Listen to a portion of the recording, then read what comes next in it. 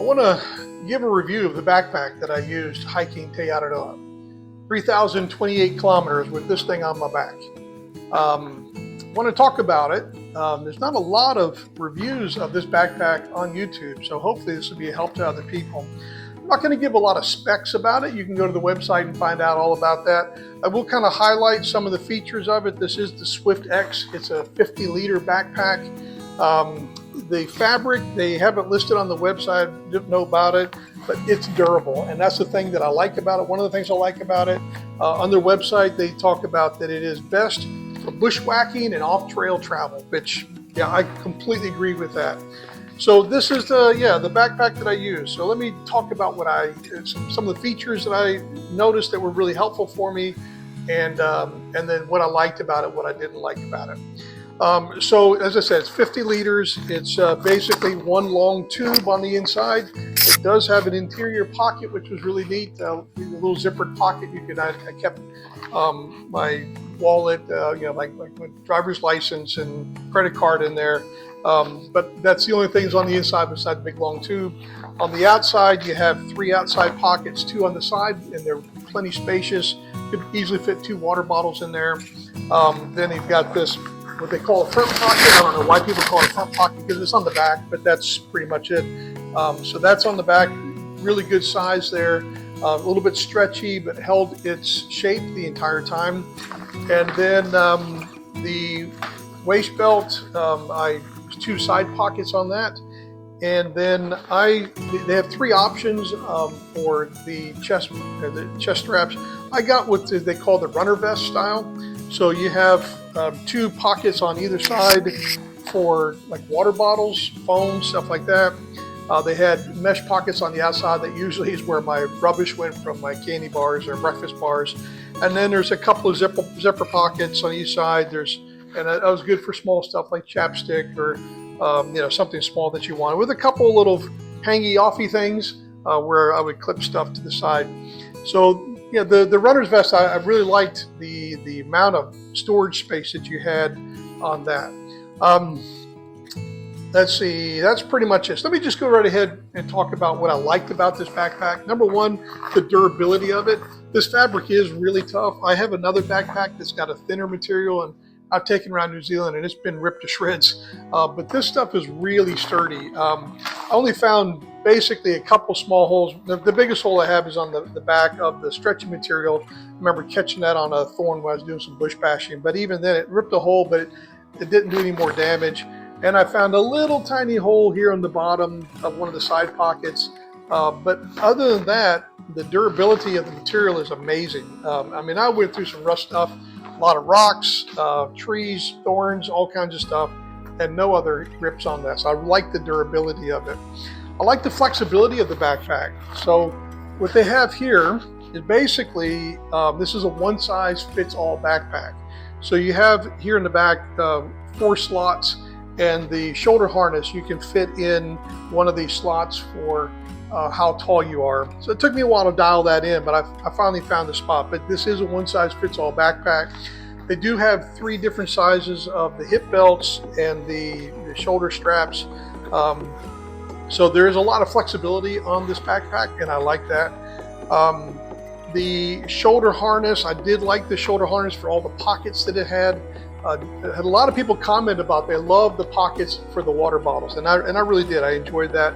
I love these little stretchy pockets too. They're easy to stuff stuff in, and it wouldn't fall out. These little side pockets, they weren't so helpful except for little small stuff. But once I had a water bottle in these, you couldn't put a whole lot in those.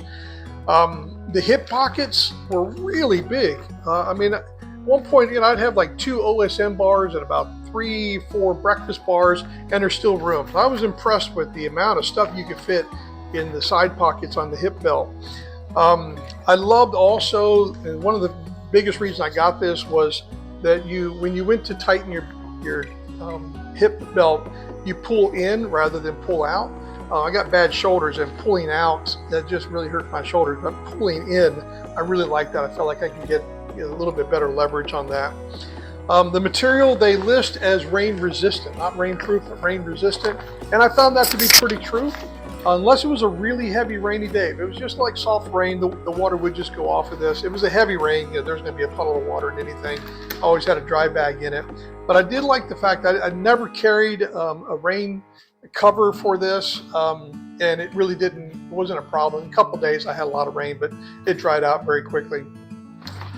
One of the things that I think is really interesting about this backpack, and I won't do it now because there's nothing in it, but when you put a little bit of stuff in the backpack, it stands up by itself. That doesn't sound like a big thing, but when you're watching people in the morning try to get their backpacks sorted, if they're trying to keep it from falling over the whole time, it just is one more thing to have to deal with. Once I put stuff in this, it stood up and it was real easy to walk away and come back. And I like that feature that it stood up by itself. And then the final thing is the top clips. So you had two options. You could roll the top down, and you could just take these and clip them over the top. They showed this on the video on the website. I never did that. They have clips down the side that I would roll down the top and then clip these in the side. And I use that. That's where I hung my camp shoes off the side of that. And I like that option. That was kind of nice to be able to have that. So those are the things I like. There was a lot to like about this backpack. There were some things I didn't like about the backpack. First of all, the stretchy pockets on the back, this big one on the back, it's pretty solid. It's not very breathable at all. If you're trying to dry stuff out the back, it's not going to get dry in here. I'd have to hang things off the back, socks, a shirt, or whatever. I'd have to just hang off the back of the backpack. No big deal, but this is just not a breathable stretchy material that you're going to be able to put stuff in there and let it dry out. This next couple of things is, because I got the runner's vest, there were a lot of straps to put together when I was putting this thing on. You know, I had two straps up here at the top that I had to get, so then you have to tighten those things up and get those just right. I had then a couple straps on the side that you pull in to bring this all tight next to your chest. Another one up here in the front to bring the hip belt up close to you, and then of course you have the hip belt. And seriously, it's a fiddly backpack to get it just right. And every time we had the backpacks off at break time, I'd have to start putting my backpack on a couple minutes before everybody else, or else they'd be 2-3 minutes down the trail before I was able to catch up with them, or before I was even started, because it's just so fiddly. I think if I had gotten just a normal harness, the shoulder harness, that'd have made it a lot easier, because then it's just one strap on the front and just like that. But if you get the runner's vest, be aware that it's just fiddly, and you're going to be constantly trying to adjust it to get it just right. Which does go with a positive, because throughout the day you could make adjustments if your food diminishes, or something's going on with your backpack, maybe something shifts in there. You could tighten up straps and usually find a really good position for it. But it is a pretty fiddly backpack as the way I have it set up. A small thing, but something I came to notice is this backpack doesn't have a brain. It doesn't have an option for a brain. Didn't think I'd really miss it, and I did a little bit. Some of the smaller stuff would have been nice to be able to have that in a brain at the top. This one just didn't have it, so I just had to have some small bags at the top. I talked about the durability, and it is a very durable backpack, but there was one problem I had with this, and I gotta say it's probably more my fault than the fault of the backpack itself. This load lifter here, this strap up here in the corner, at Wellington, just before Wellington, I noticed it was starting to come unravel. Fortunately, I was able to get to a shoe repair place, and he sewed that back on, and I never had another problem with it. And the other one never had a problem. And the reason it had this problem is because every time I took the backpack off and every time I put it on, I lifted with this shoulder strap first. And there's actually a girl on the trail that hers completely came undone, and it was for the same reason. So once I got this fixed, then I started alternating between the two sides, so I didn't put too much pressure on one of the straps all the time. So again, I don't know that I can fault the backpack for that. That's probably just more me not really being wise with how I picked up and put down the backpack. The biggest thing I didn't like about this backpack is probably its strength, which is it is a good backpack for ultralight hikers. Backpacker magazine listed it as the most comfortable ultralight backpack for 2020. That was one of the things that really drew me to it. The problem is that I can't claim that I was an ultralight hiker. I was lightweight, but not ultralight. So they suggest on their website that it's recommended for a base weight of 5.5 kilos, or about 12 pounds. My base weight was just over 7 kilos. And so that's going to be about 5 pounds more than what they recommend as a base weight. They say that the max load for this is 14 kilograms, or about 35 pounds. And when you see stuff like that, think, yeah, whatever.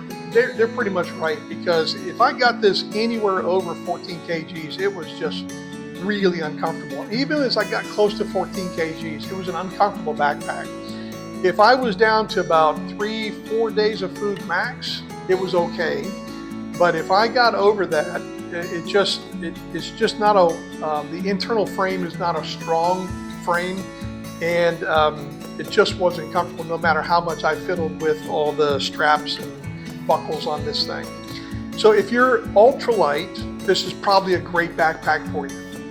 If you're not ultralight and you're going to be wanting to do longer days, and you don't think you can keep the backpack below 14 kgs, then you might want to look at a bigger backpack or a different backpack, because this, I just never got it comfortable. 141 days of carrying it, and I never got it really comfortable the way I wanted it. So I tell people I love this backpack and I hated this backpack all at the same time. Would I get it again? Well, I'm going to keep it, but I probably will only use it for hikes of 3 to 4 days at length, just because I think if I get too much over that, or if I get anywhere up above that 12 to 13 kg weight, I probably won't take this up. I take my other backpack. And so that's pretty much my review of the 6 Moon Design Swift X backpack. Got a lot of good features and a lot of features that didn't work for me. That doesn't mean it won't work for you. It's just, that's my experience of this. If you have any questions about it, feel free to leave some questions in the comments, and I'll try to get to those as soon as I possibly can. And I think that's it for now.